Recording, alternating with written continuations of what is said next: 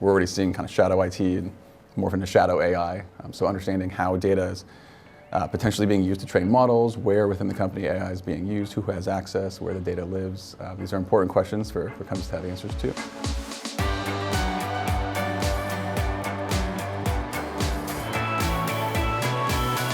Adam Markowitz is the CEO of Drata, sitting down with us here for a one-on-one interview in San Francisco, all part of RSAC's ongoing cybersecurity coverage. It is great to have you here. Thanks for having me. So let's start the conversation by talking about governance, risk, and compliance, also known, of course, as GRC.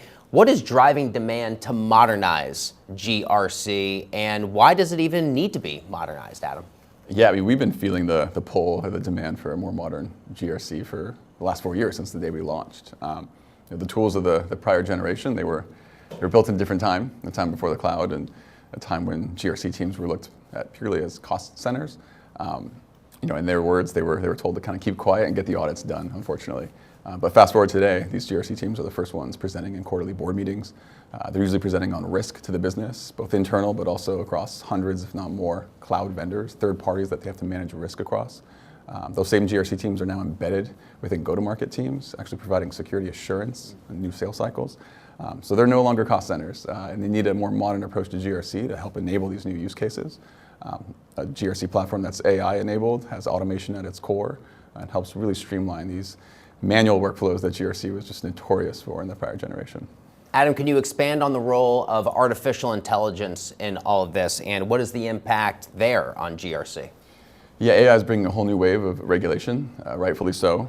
Across our 7,500 global customers now, we see the hands going up, customers wanting to learn more and comply with new AI-specific frameworks like ISO 42001, NIST AI RMF, and others on the way.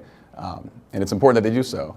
These frameworks are meant to help them implement a system to manage and responsibly deploy AI within their companies.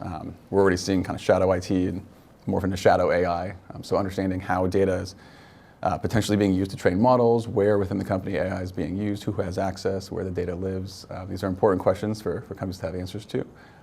It's great for Drata customers who are leveraging the automation and the common control framework to be able to take everything they're doing and apply it to the new AI wave that's absolutely on the way. We've been implementing AI features and functionality for the last year and a half. In some cases, completely re-architecting pieces of the platform with an AI native approach. So yeah, we're just seeing kind of the tip of the iceberg of how AI is going to influence GRC. Adam, it is very clear that Drata's had some pretty incredible growth here, even over the course of just the last few years. You've gone from $1 million to $100 million in annual recurring revenue in only the last 3.5 years. What has fueled that growth? Yeah, it's been a wild three and a half years, going from 1 to 100 million, now over 7,500 global customers across more than 60 countries. I attribute it first and foremost to the people and the culture of the company.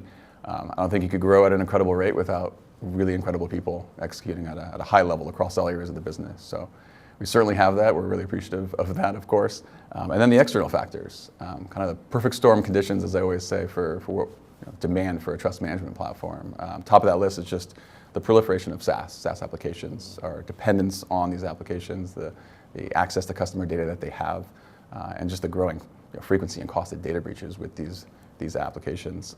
The growing regulation, again, the AI wave, really just putting a whole magnifying glass over it. It's all driving demand for a full stack trust management platform. So, right time, right place, right people, and the results are speaking for themselves. Yeah, it's really clear that Drata is uniquely positioned as a trust management platform. Can you define that for us specifically, and what role do you see that playing as part of an organization? Yeah, at Drata, we define trust management as the process of ensuring and then communicating that your company is secure, compliant, and deserving of the trust of your customers. So it requires standing up and maintaining a strong security compliance program, a risk management program, both for internal and external third-party risk, as well as the security assurance piece.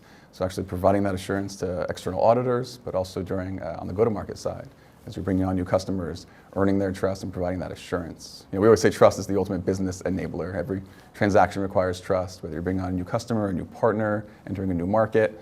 So trust management is really just how we earn and continuously maintain that.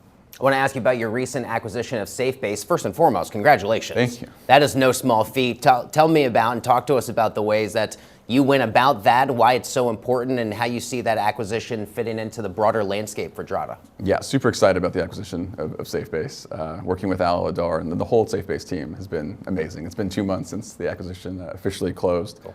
They spent the last 4 years building the world's largest network of enterprise trust centers. So, over a third of the Cloud 100 use SafeBase to showcase evidence of their security program, disseminate information, security documentation to provide assurance to prospective customers and maintain trust. Those trust centers have been proven to deflect up to 90% of inbound security questionnaires during sales cycles. And then the AI in the platform actually automatically answers the remaining 10-ish% of questions that still make their way through. So really streamlining security reviews, which accelerates sales cycles, proving that GRC and security teams aren't cost centers. They're true strategic enablers of the business. And so together now, we had a shared vision of being the trust layer between great companies. And now we get to accelerate the execution of that vision together. Adam, I have no doubt that you and the team at Drata, you're clearly cooking on a lot of great things, and I'm sure you can't quite yet tell us, but I wonder if you can give us any sense under the hood, what is coming up next for the company?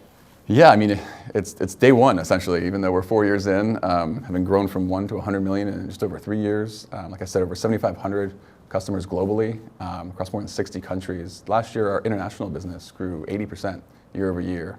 So we are absolutely growing internationally and scaling out the teams to keep up with the demand. We have offices now in San Diego, New York, London, and Sydney, Australia.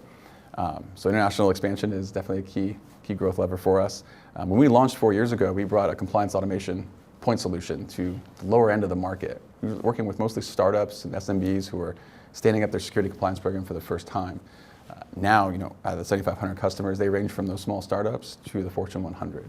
So it's a real testament to just the Drata speed, the velocity at which we've iterated on the product from the compliance automation to full stack trust management. This quarter now, ending tomorrow, is actually the first quarter where the enterprise segment is our fastest growing segment across all three. So really excited to continue to lean into the enterprise motion, the international expansion, as well as our BD and partnerships team. They're executing at such a high level. We're a top 5 global ISV with AWS Marketplace, doing over 4,000 transactions in just the first couple of years of being partnered there.